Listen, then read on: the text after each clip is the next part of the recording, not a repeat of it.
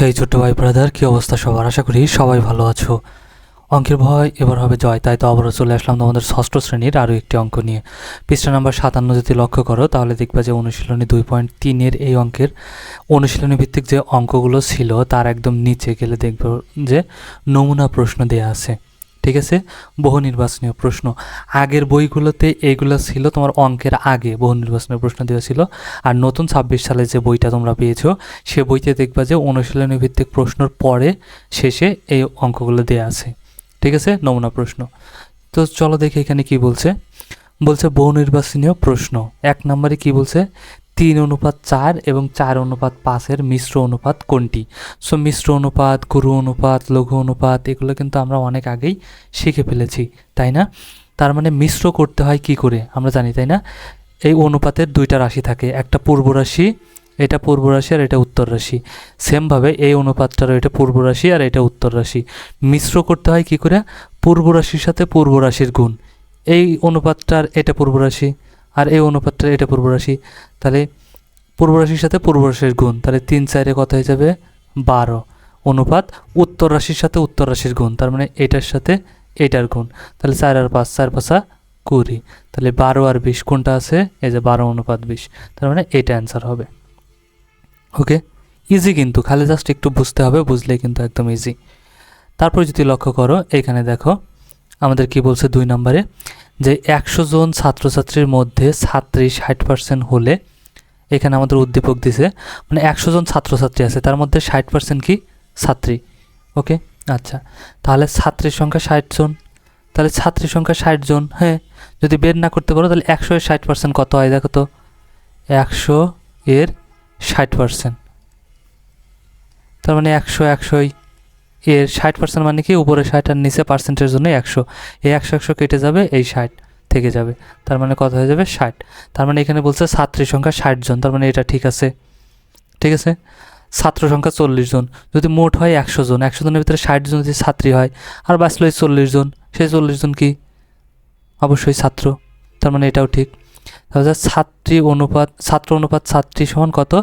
3:2।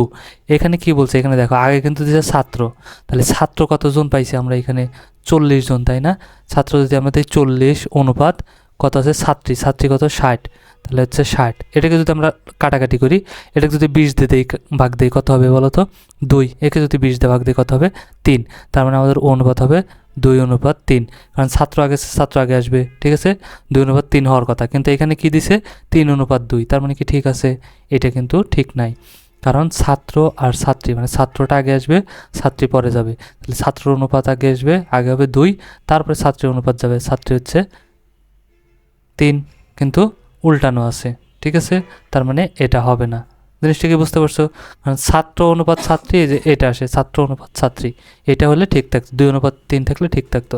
তাহলে আমাদের ঠিক আছে কত? 1 আর 2। তাহলে 1 আর 2 কোথায় আছে দেখো তো, এই যে ক নম্বরে আছে 1 আর 2, তার মানে 2 নম্বরের এটা হচ্ছে আমাদের অ্যান্সার। ওকে, আচ্ছা, তারপরে যদি আমরা দেখি এখানে কি বলছে, নিচের তথ্যের আলোকে 3 এবং 4 নং প্রশ্নের উত্তর দাও। কি বলছে চলো তথ্যটা কি দিছে একটু পড়ি। একটি কাজ 2 জন পুরুষ অথবা 3 জন বালক সম্পন্ন করতে পারে, অর্থাৎ যে কোনো একটা কাজ, সেই কাজটা কি 2 জন পুরুষ অথবা 3 জন বালক সম্পন্ন করতে পারে, অর্থাৎ 2 জন পুরুষ যদি করে যতটুকু করতে পারবে, 3 জন বালক ততটুকু করতে পারবে, সেই কথাটাই বলছে। ওকে, আচ্ছা, 2 জন পুরুষ সম্পন্ন করে 900 টাকা পেল, মানে ওই কাজটা যদি 2 জন পুরুষ সম্পন্ন করে তাহলে 900 টাকা পাবে।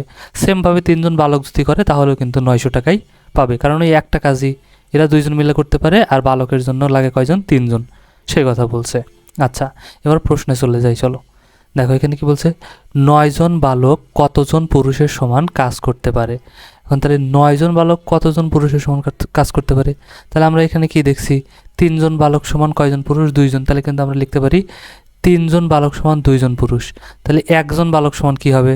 2/3, তাই না? আর এখানে কয়জন বালক বলছে? 9 জন, তাহলে সুতরাং 9 জন বালক সমান কত হয়ে যাবে? গুণ হয়ে যাবে, 2 গুণ 9 আর নিচে 3, 3 অক্ষে 3, 3 3 9, তাহলে কত হয়ে যাবে? উপরে বসলো কত? 3 দুগুণে 6। জিনিসটা কি বুঝতে পারছো নাকি বোঝো নাই? এখানে দেখো আমরা বের করে নিছি অঙ্ক করে কিন্তু, ঠিক আছে? এখানে বলছে 9 জন বালক সমান কতজন পুরুষ, কিন্তু আমরা এখানে দেখছি 3 জন বালক সমান 2 জন পুরুষ। তাহলে এখানে জাস্ট লিখছি যে টান দিছি না, তার মানে এখানে লেখা আছে 3 জন বালক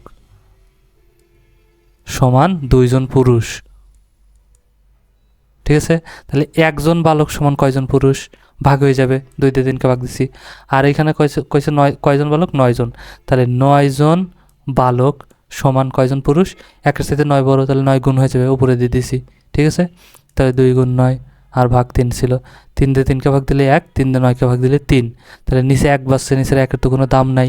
উপরে কত বাসছে দেখো তো, 2 আর 3। তাহলে এই দুটোকে যদি গুণ করি 3 দুগুণে 6, তার মানে 6 জন পুরুষের সমান। বোঝা গেছে? আচ্ছা, এবার দেখো 4 নম্বরে কি বলছে।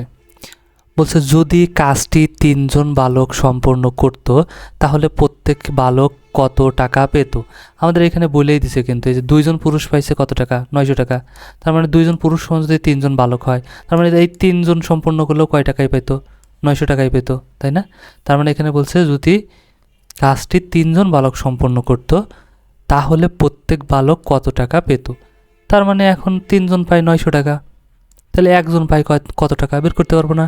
তুমি কিন্তু নিজেই বের করে ফেলতে পারবে। দেখো তো 900কে 3 ভাগ করো, মানে 3 জন বালক করছে, কাজ করছে, করে 900 টাকা পাইছে, 3 জন মিলে পাইছে 900 টাকা। তাহলে 1 জন কত করে পাবে? 900কে 3 ভাগ করলে কত হয়? 300 300 করে হয়ে যায়, তাই না? আবার 3 দিয়ে এই 900কে ভাগ দিলেও কিন্তু 300ই হয়ে যাবে। যে 1 জন পায়, 3 জন পায় 900 টাকা, সুতরাং 1 জন পায় 900 ভাগ 3, তাহলে হয়ে গেল 300 টাকা। কোথায় আছে? যে এখানে। তারপরে যদি আমরা লক্ষ্য করি 5 নাম্বারটা, এখানে কি বলছে দেখো। এখানে বলছে ইউসুফ পরীক্ষায় 70% নম্বর পায়। পরীক্ষায় মোট নম্বর 700 হলে ইউসুফের প্রাপ্ত নম্বর কত? তাহলে মোট নম্বর কত? 700 নম্বর। 700 নম্বরের মধ্যে ইউসুফ পাইছে কত পার্সেন্ট? 70%। তাহলে 700 এর 70% কত সেটা বের করবো, তাহলেই হয়ে যাবে। ঠিক আছে, আমরা তো অঙ্ক করছি না, 700 এর কত পার্সেন্ট? 70%। তাহলে এটার কী করে বের করতে হয়? আমরা তো জানি 700 এর 70% মানে উপরে 70, এই পার্সেন্টের জন্য নিচে কত হয়ে যাবে? 100। তাহলে 100 দিয়ে 100কে ভাগ দিলে 1, 100 দিয়ে 700কে ভাগ দিলে 7। ঠিক আছে, তাহলে এখন কি করব? গুণ করে দেবো উপরে। 7 আর 70 যদি গুণ করি, 7 7 49 আর 1 0, তাহলে 490। 490 কোথায় আছে? এই যে 490। তার মানে সে কত নম্বর পেয়েছে? 490 নম্বর পেয়েছে। ওকে, সো নমুনা প্রশ্ন ছিল আমাদের 5 নাম্বার পর্যন্ত। সো 5 নাম্বার পর্যন্ত কিন্তু আমরা করে ফেললাম। ওকে, আশা করি বুঝতে পারছো। ইজি না? একদম ইজি। আর এই অঙ্কগুলো কিন্তু আমরা আগেও করে আসছি। সো অঙ্কটা যদি ভালো লাগে অবশ্যই একটা লাইক দিয়ে দিও। ওকে, আর রমজান মাস তো চলে আসলো। রমজান মাসে রোজা রাখার সাথে সাথে সবাই কিন্তু পড়াশোনাও মনোযোগী করতে হবে। ওকে, তো আমার সাথে থাকো। আশা করি অঙ্ক নিয়ে আর কোনো টেনশন করতে হবে না। আর হ্যাঁ, বন্ধুদের সাথে যদি এখনও শেয়ার না করে থাকো তাহলে দ্রুত অঙ্কটা শেয়ার করে দাও। দেখা হচ্ছে নেক্সট ক্লাসে। ততক্ষণ সবাই ভালো থাকো, সুস্থ থাকো। আল্লাহ হাফেজ।